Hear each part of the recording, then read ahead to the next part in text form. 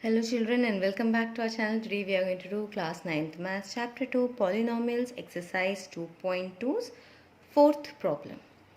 Find the zero of the polynomial in each of the following cases. So you have to find the zero of the polynomial. So let's start. So this is the first question of question number 4. This we have already discussed in our section where we were understanding about values of polynomials and zero of polynomials. For better understanding, please do check that section of video also. So here px is equal to x plus 5. This is the polynomial given to us and they want us to find the zero of the polynomial. How can we find that? It is very simple. Simply this thing that is written, you have to equate it to 0. X plus 5 is equal to 0. So that means x is equal to, I can shift this 5 to the other side. So plus, as it is plus here, positive 5 here, when it goes this side it will be negative. So negative 5. So this is the zero of the polynomial. That is, this minus 5 is the zero of the polynomial. Why? Because if I substitute this minus 5 here, I will get 0 as my answer. So this is the zero of the polynomial. Now let's do the second one. So this is the second one, px is equal to x minus 5. As we have done the previous one, similarly we will do x minus 5 is equal to 0. Now as I can keep the x here, and when I shift my negative 5 this side, negative sign will change and now it will be positive. So it is x is equal to 5. So this 5 is the zero of the polynomial. For this polynomial, 5 is the zero of polynomial. This is how you find it. Now let's do the third one. Px is equal to 2x plus 5. This is the polynomial given here. They want us to find the zero of the polynomial. It is 2x plus 5. How should we start it? 2x plus 5 is equal to 0. Now I can keep the 2x here and I should shift the 5 this side. This is positive. So when it comes this side, it will be negative.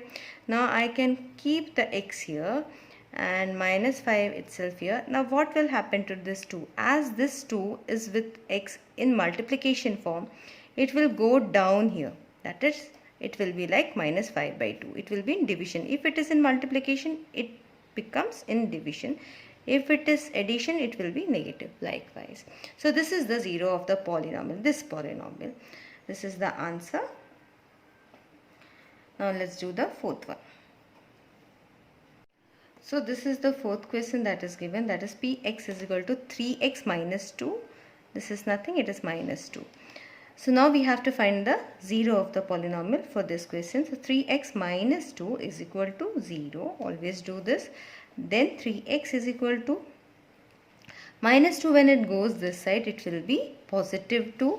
Now x is equal to, what will happen here? Yes, it is in multiplication. So when it goes to the other side of the equality sign, it will be division form. So 2 by 3. X is equal to 2 by 3. So this is the zero of the polynomial. Why? Because if we substitute this value in x's place in this polynomial, our answer will be 0. That is why. So this is our answer. This is the zero of the polynomial. Now this is our fifth one, px is equal to 3x. This is what is given to us. So same procedure as we have done in the earlier questions also. 3x is equal to 0. So x is equal to, how much will be it? X is equal to 0, and as this is in multiplication form, so this 3 when it goes to the other side will be in division. So 0 by 3. 0 by 3 is 0. So this is the zero of the polynomial in this one. Now let's do the sixth one. So this is our sixth one, px is equal to ax. This is the polynomial given here, and one more thing is given, that a is not equal to 0. So we have to assume a as any number here other than 0. Now ax, same thing, we need not to change anything. Ax is equal to 0. So x is equal to 0, and this is in multiplication. So when it goes to the other side of the equation, it is always in division. So it is a. 0 by a is 0. So this is the zero of the polynomial. So in this case, 0 is the zero of the polynomial. Now let's do the seventh one. So this is our question number 7. Px is equal to Cx plus D, and two conditions are also given: C not equal to 0 and C and D are real number. That means, what do you understand by real number? Real number means it is a combination of both rational and irrational numbers. So C and D can be either. That is, it can be rational also and it can be irrational also. Now let us start finding our 0 of the polynomial. So Cx plus D is equal to 0. This is how we have done our previous questions also, likewise.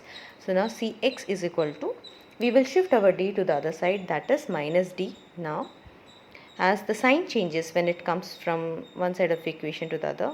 Now Cx was there, now I have just kept x here and minus d here and c below. So minus d by c is the 0 of this polynomial. So this is the answer, and this is the last question of this exercise. Hopefully you must have understood this. If you have, please do like, share and subscribe our channel. Now I will meet you all in the next video. Until then, bye and thanks for watching.